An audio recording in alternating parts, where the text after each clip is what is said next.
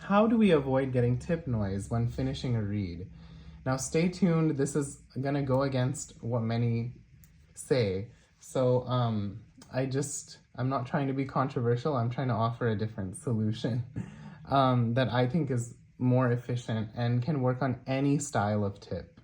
And that is not to angle your knife down this way to access the base of the tip and the side and the corner. Don't do this.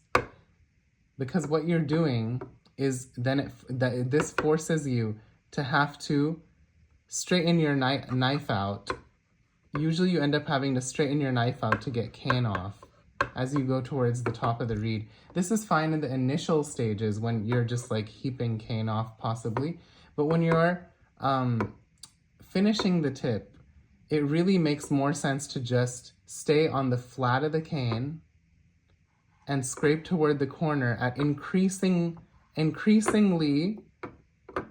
acute two-dimensional angles, as opposed to doing this and then kind of trying to get at the side of the tip. You could very easily just move your knife like this without changing the angle front to back.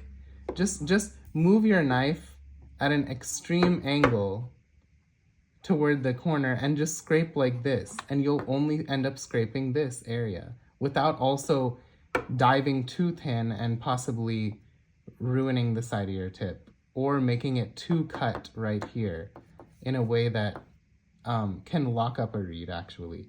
So you want to, instead of doing this and straightening out, keep the angle the same and just change the angle like this. Do you see what I'm saying? You can scrape the tip at different points to access different parts of the tip, but don't, while not changing this angle, rocking back and forth like this. Just keep it flat. This actually makes the tip smoother, but also gives it more dimension, because you can choose where to scrape it. And especially if you like a shorter, thinner tip, this can help you avoid getting tip noise, because what happens when you do this and you straighten out is you unintentionally end up hitting the center of the tip. And you end up possibly nicking too much down here too. So you could risk getting a thin spot here and a thin spot here. But if you were angled extremely like this and just scraping on the flat of the tip, your knife isn't even here. So there's no possibility of you nicking the center of the tip. And you can just scrape here. And then you can just scrape here.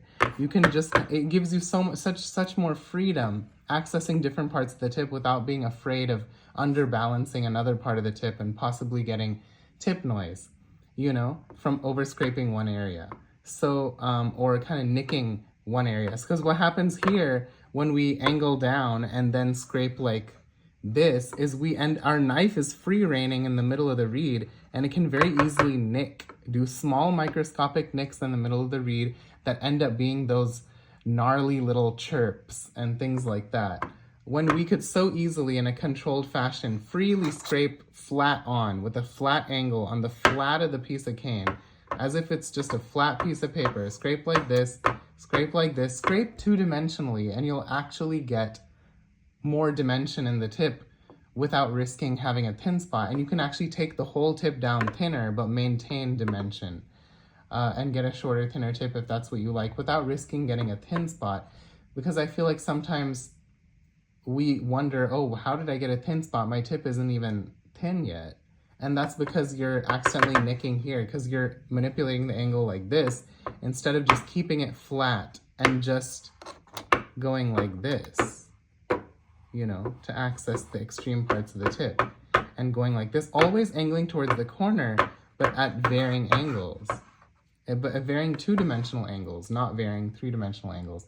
So that's my little tip, and it's really helped me. So I hope you implement it, and it can work on any style of tip. It can work on a European reed, it doesn't matter.